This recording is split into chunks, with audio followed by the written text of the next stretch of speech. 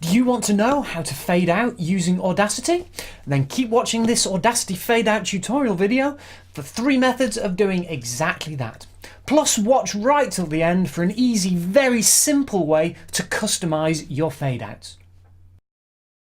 Hello, I'm Paul Douglas, a musician with decades of experience performing, writing and recording music. This channel is all about helping the 21st century musician. If you're new here, please consider subscribing by clicking that subscribe button just beneath the video player. So, method 1 of fading out in Audacity then. I'm just going to load up a sound file here. I'm going to use one of my backing tracks. There's a link to this track in the description below.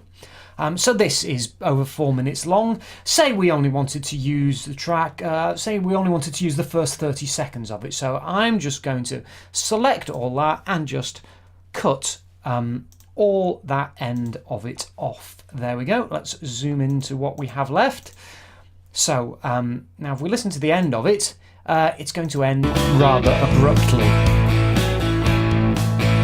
like that. So instead of doing that, let's apply a nice fade out to it. All we have to do is select where we want the fade out to start. So let's say we want to use a fade out roughly 3 seconds long. Select from where we want the fade out to start up till the end, and we very simply go up to the effect menu and click fade out. And you can see the waveform, it fades out. If we play the end of that now, you will hear a nice fade out towards the end. And there we are. That's as simple as that. That is method 1. On to method 2. This method is called studio fade out. Very similar to the first fade out option. We're just going to use a different type of fade out from the effect menu. Similar to how we did before, we're going to select from where we want to fade out to the end. Going to go to the effect menu and then down to studio fade out. You may have to scroll down the menu a bit to find this. Select studio fade out, and again we can hear that the end of the track now fades out.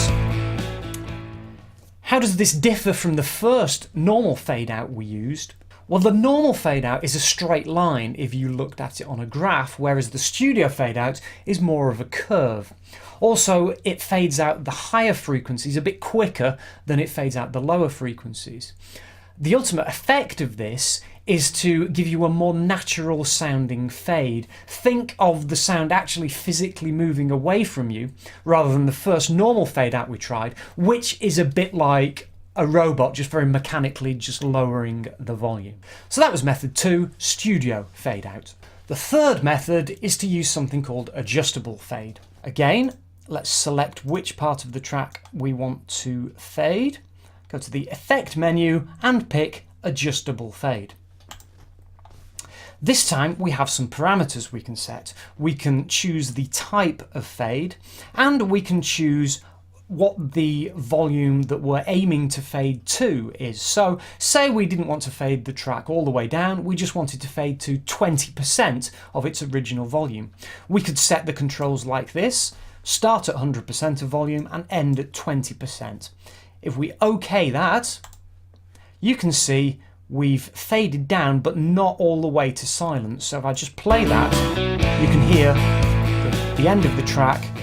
It's still playing, but it's at about 1/5 of the volume that it was at the start. If we just look at that dialogue again, you can also see that there are some handy presets down here.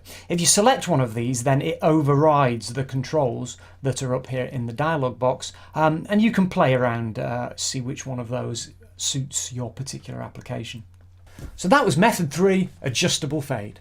And as promised, a quick, very easy, very simple tip on customizing a fade out. Very simply, just apply it more than once. So say we applied the very simple first method 1 fade out we did, so effect and fade out. And you can see it fade out there. If we do it another time, you can see we get a more drastic, a quicker fade out, and we can keep doing that if we want. It fades out even quicker. If you go too far and you think, oh no, it's fading out too quickly now, all you've got to do is very simply undo the changes until you get to a fade out that you are satisfied with. So I'm intrigued. What do you use Audacity's fade out function for? Maybe you use it to fade out some background music in a video, or maybe to lower the volume of some music to talk over in a podcast. Let me know in the comment section below. Thanks for watching. If you haven't yet subscribed, then please hit that subscribe button and the notification bell to get notified of new videos. Keep making music, and I'll see you again in the next video. Cheers. You may have to scroll down a bit to find this option. Yeah, I'll start that again and make it good. Come on, Paul, don't be shit.